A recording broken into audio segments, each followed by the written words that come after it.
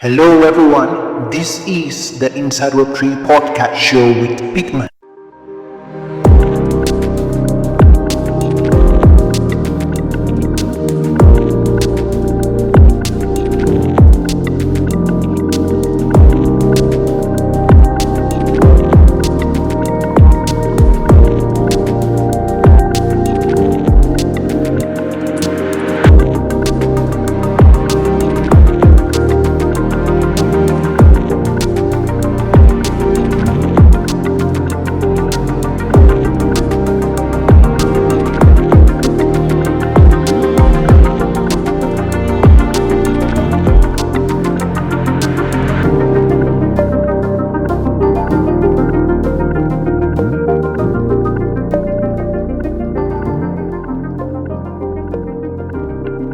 Giving power back to your everyday person, and certainly from a finance perspective, it's opening up sort of the freedom of finance to every corner of the globe, not just to select few countries that have the sort of infrastructure in place, if you like, or whatever you want to call it. It is going to be a game changer. But I do think, and this is where people like Victoria are so crucial, that education is massive. I think if Web3 adoption is to, and it is getting far more mature. You are seeing adoption. You are seeing things pressing ahead. But I think simplifying and education are the way to accelerate that. I speak with projects day in day out, with regards to what they're building, and it's absolutely fascinating. But one thing I always say when I'm on these calls with clients is we need to simplify your journey. We need to be able to talk about your product in a very simple way that every generation can see, what Web3 is and what it's building. Because I think, past a certain point or an age group, Web3 is a complete foreign concept or they've not heard of it. So for me, education is going to be massive, and very much simplifying Web3 for the masses is where the adoption is going to come in, and I'm sure Victoria would thoroughly agree with that as well. Oh, all right. Thank you so much for those submissions. And Web3 is something that you don't exhaust. I mean the knowledge. So it's evolving, it's changing. Everything is happening. Everything new thing. It's beyond just it. So I just see it as the internet. It's simply just the internet, and the internet is very big. It's the World Wide Web. So it's very very big. So let's move past that part. I want to talk about something different. We're going to talk about something different, but yes, before then, Vicky, tell me about base. Yeah. Let me be honest. I might know base. I don't know base. I don't really. I'm a fan of base. A secret fan. I'm just saying. But tell me about base. Why do you love base? Why do you preach about base? What's up with base? Why is it different? Of course, we've seen a lot of huge trends with base. It's a cool stuff, but this is not the first time we're seeing protocols, coming out, with the whole vibe and momentum. We've had that with Ton in the past. We've had that with a lot of mainstream right now, as we know it, in the past, XRP and the rest. So what's this whole crazy base? Yeah, I want to know, because you call yourself a base chat. So let's have that in check then. I'm more straight to Qamar. So the mic is yours. Yeah. Yeah, so I'm very much bullish on Base. I really really love the Base ecosystem. Um, Base is literally not the first chain that I am getting attached to. I've like tried out other chains before, like really really massively pushed other chains. I don't want to mention names, right? But when it comes to Base, I'll be honest, I've never seen a team like Base, like the Base team. I've never seen a blockchain with so much support, like the way Base does it. Do you get? So when I came across Base and I started to dig in more, and I started to feel the support from the team. Literally, you just need to say you're building on Base, and every other person building on Base literally just likes you and supports you. That's that's the vibe here. I'm a community manager, and I, for one, I personally know the importance of having a community back a project. And I would say the base team, right, has done a marvelous job in building a community around their chain. And I don't even see myself leaving base for another chain. I don't see it happening, right? Because the support is there. If you want to build something, anyhow you want to build, they're there to support you. Literally, you see the founder of base literally replying to both small accounts. There's no discrimination. You can literally message the founder of base, and if he has the time, he will reply to you. You can literally raise a complaint and they will actually attend to you. Do you get my point? It feels like on base you have a voice. And then when you think about it, they are they are literally also like pushing the whole creator economy. Right. We have lots of creators in Web3, and they're not so base has literally like made it so clear and easy, right? For creators to early worldwide. So unlike there are many chains, right, where you just feel like, oh, if you don't have a product, right, it feels like you have no support. On base, you have a product, you get support. You're a creator on base, you also get support. So it's literally like a robust blockchain that encourages everyone. Do you get? And then the gas fee is extremely cheap. The products on base, they are literally so good. It's That literally gas fee. I'm just here for the gas fee. That's okay. Yeah, because Ethereum has done me what they call it has done me serious will I say serious. I don't even know how to put it, but thank God for base. That I'll be very honest. Sorry to cut you. Just continue. honestly, the gas fee on base is extremely it's extremely cheap. Most times when I pay for things, I don't even realize I'm paying like any gas fee. And then when somebody tells me, oh, I can literally send gas fee to like 100 people and I won't feel like I sent anything to anybody. Do you get? That's how cheap the gas fees are on base. And then when you go to the base, the base website, you see the support, there's builder support, there are literally teams actively, and then you see events, they are there. I don't know how to. It's so clear that the base blockchain is actually here to stay and it's going to ride for like it's going to literally be here for like a long time, forever, basically, right? So the benefits are clear. If you want support, you come to base. If you want Exactly. to, yeah, yeah, Yeah, you we're go ahead. sorry to cut you short. Sorry, Yeah, yeah. I was just trying to round up. I know. I think one of the things you've emphasized so much is in line with the community, and I can actually agree to that because I've seen a number of posts and what you said people have been community support from base. I've seen that here on X with a lot of from the founders, from the team. So you're actually correct with what you're saying, and the community support on base is on a different level. I must commend base. Yeah, while our premium is built, it's actually for now I would say issued on the Binance matching. We're more into the BNBs aspect of things. We're following there's a CZ, Binance, OG, and the rest. So what I'm trying to say is that I've seen that community support from base. I mean, from everything happening with the creators, and yeah, I believe with such a momentum, base is really going to really shape not just I mean, not just its product, but the lives of people. So kudos to Base and really thank you so much. It's a community, it's a very friendly community. I can actually say that. Thank you so much for that. Let's hear from Qamar.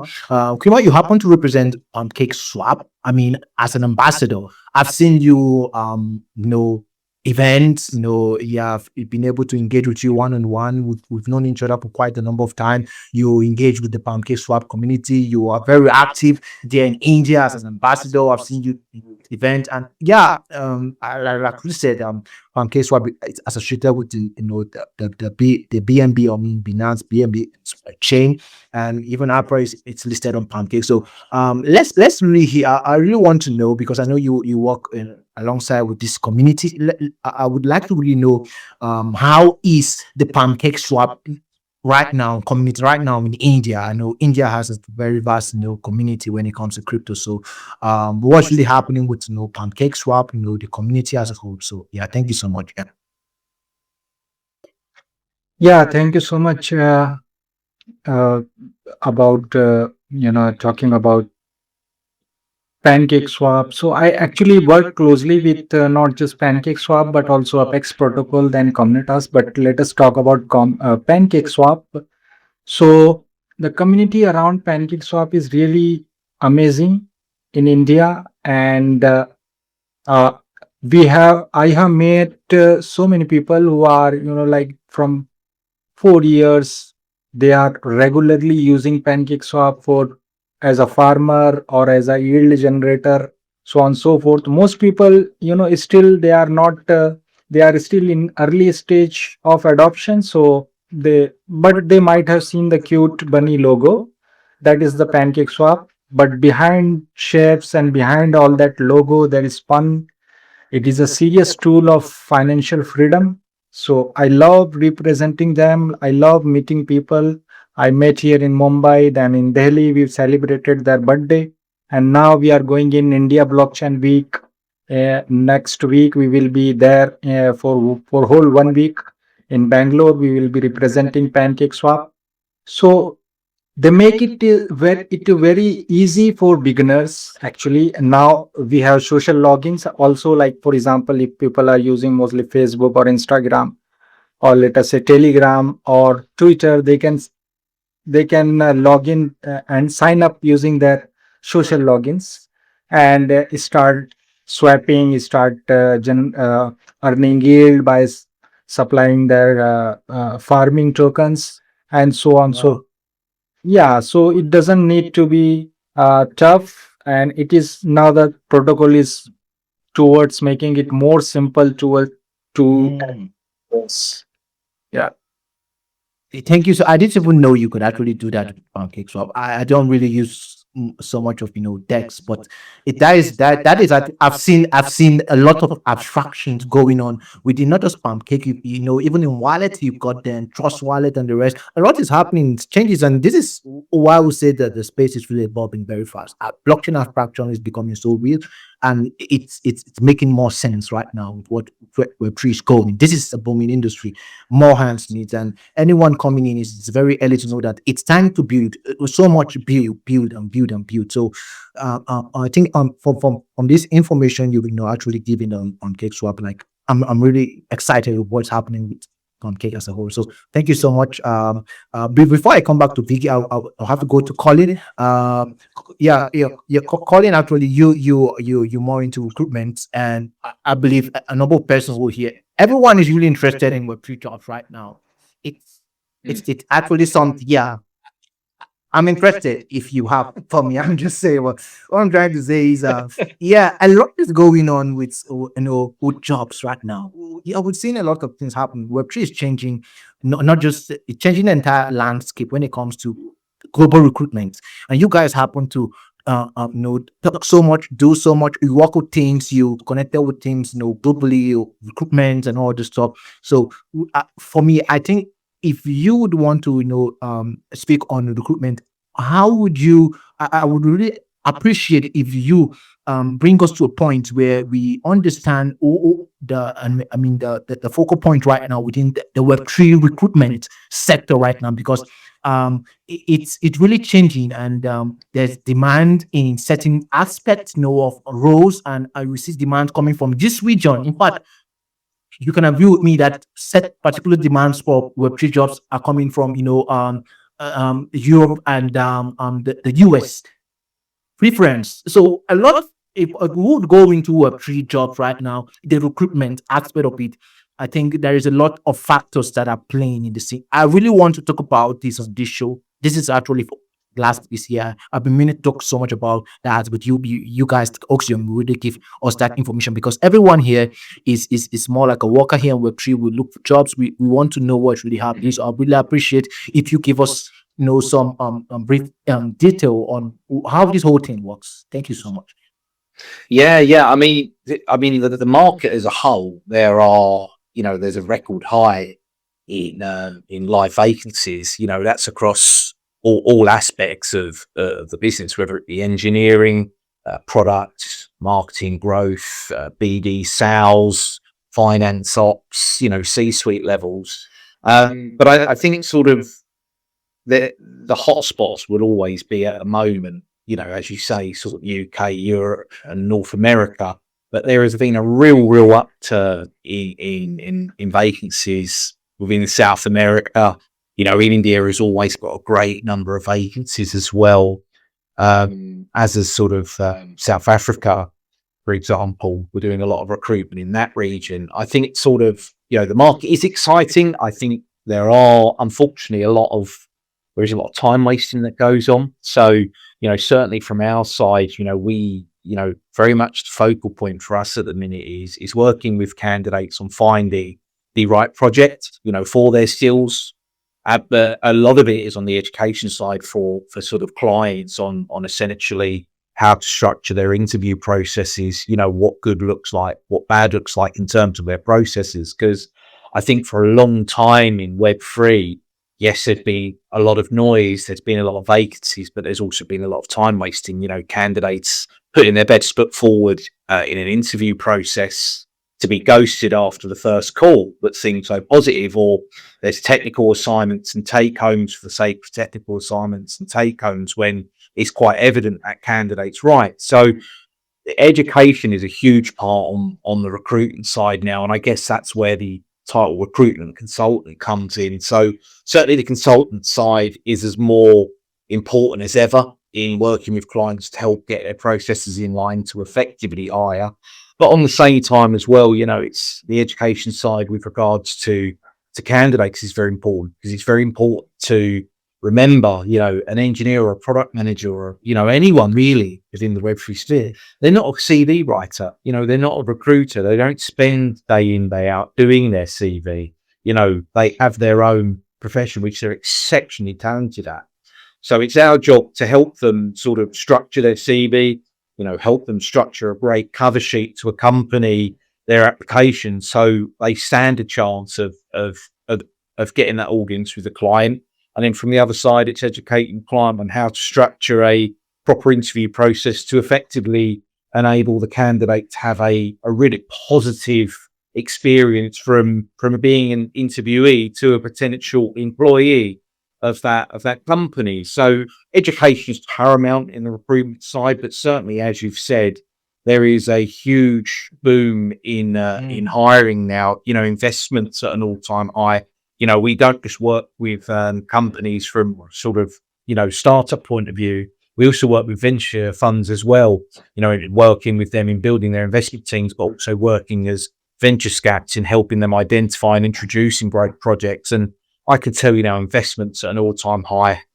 Companies are really looking to partner with innovative, startups, but it's all about helping them take their story to market, if you like, and that's where the education piece comes in. So, yeah, it's massively exciting. No day's ever the same. There's certainly different trends and curves all the time, and what's hot, and where companies are hiring. But I mean, engineering is at an all-time hiring curve.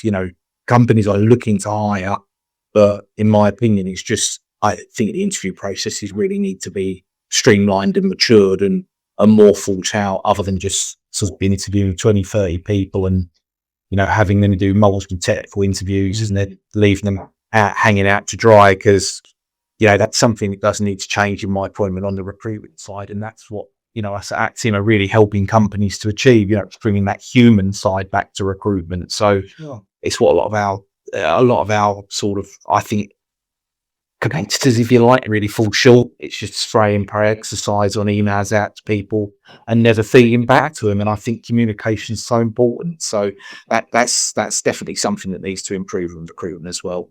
Yeah. Thank you so much for that. I actually got some insight on what you said just now with recruitment, because it's actually one of the part of the industry, shaping the industry right now. Recruitment skills are needed, talents are needed, and it's not just about having the talent. It's about how would I put it? It's about presenting yourself. Your presentation matters. So some people are here 100%. listening to me, or some people have this talent. They're good in this, they're good in that. I mean, you can actually, they're so good in whatever, as a creator as a whole, whatever you do it. But coming into the aspect of presentation, you feel woefully because it's not about having the talent. It's about having the right means, or the way as to how to present yourself on a professional stage. You're 100% right. It's the simple things really.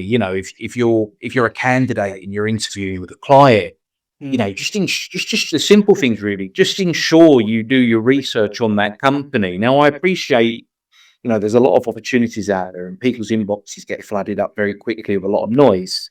But if you are, agreeing to interview with a company, the best advice I can give really is prepare. Research that company. When you're on that call, demonstrate you've researched that company and talk about them with your eyes open, with enthusiasm in your body language.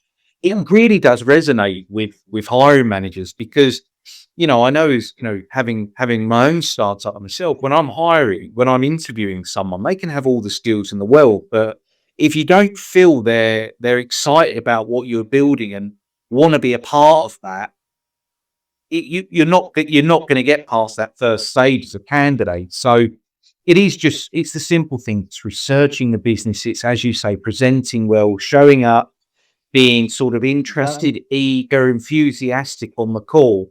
That for me, most of the time, speaking with clients, is 80% of their criteria. Is, are you interested in what I'm building? Do you want to be a part of this team? Do you want to build what we're building? Do you want to be here for the long term? And that's really what they're looking for. The technical side, is will take care of itself if you've got the skills. But it's certainly, if you're interviewing, the best advice I can give is show up, bring your A game, ensure you've done your homework, and ensure you can talk about that company fluidly, like you're interested. Because honestly, it will make the world of a difference on an interview. Thank you so much. Thank you so much, Colin, for that. I think this is getting more interesting, and I really appreciate you summing it up with the interest. So a lot is going on, and we all need these jobs. We all need. We want to be part of an amazing team. We follow up. I mean, every discussion, everything that has been said here on this show, from the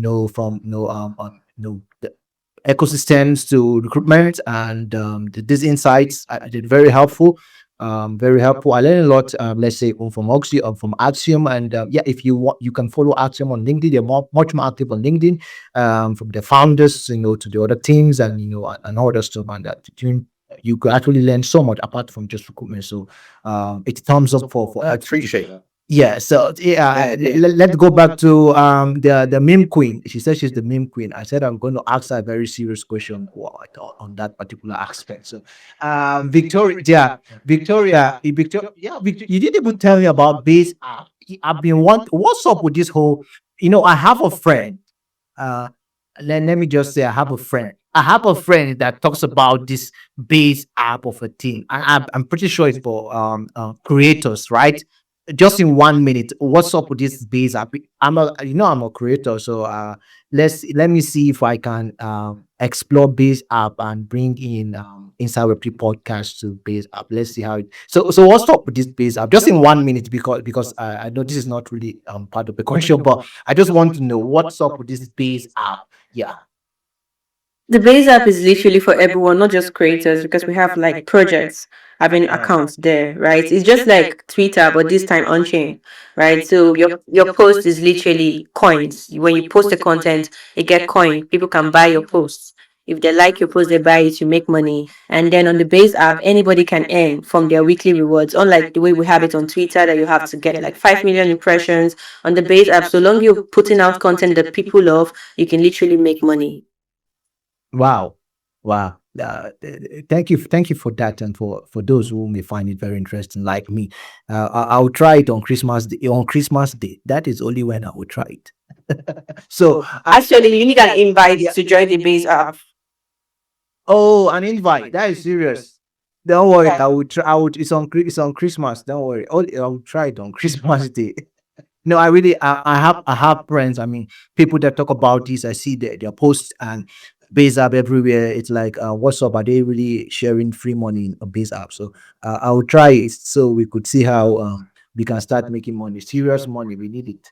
So I want to touch down on a very. I think this.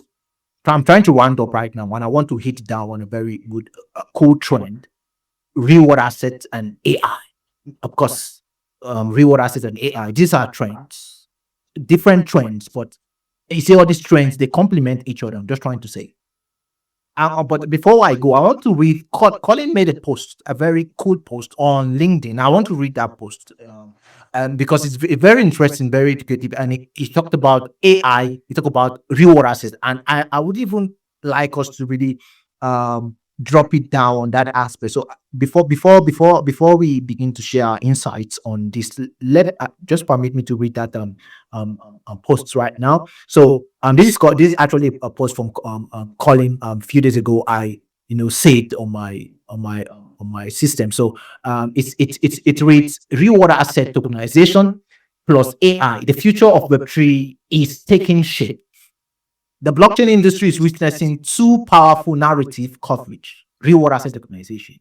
And he continues, said the tokenized real world asset market has exploded to about $30 billion in 2025, up nearly 10x from 2022. Private credit, you mentioned private credit, US treasuries dominate the space, while commodities and alternative funds are gaining traction.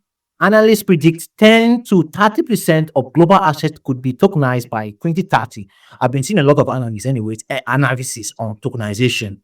Yeah, it's all analysis, but it's making sense as we draw near. So representing a potential of 16 trillion dollar market.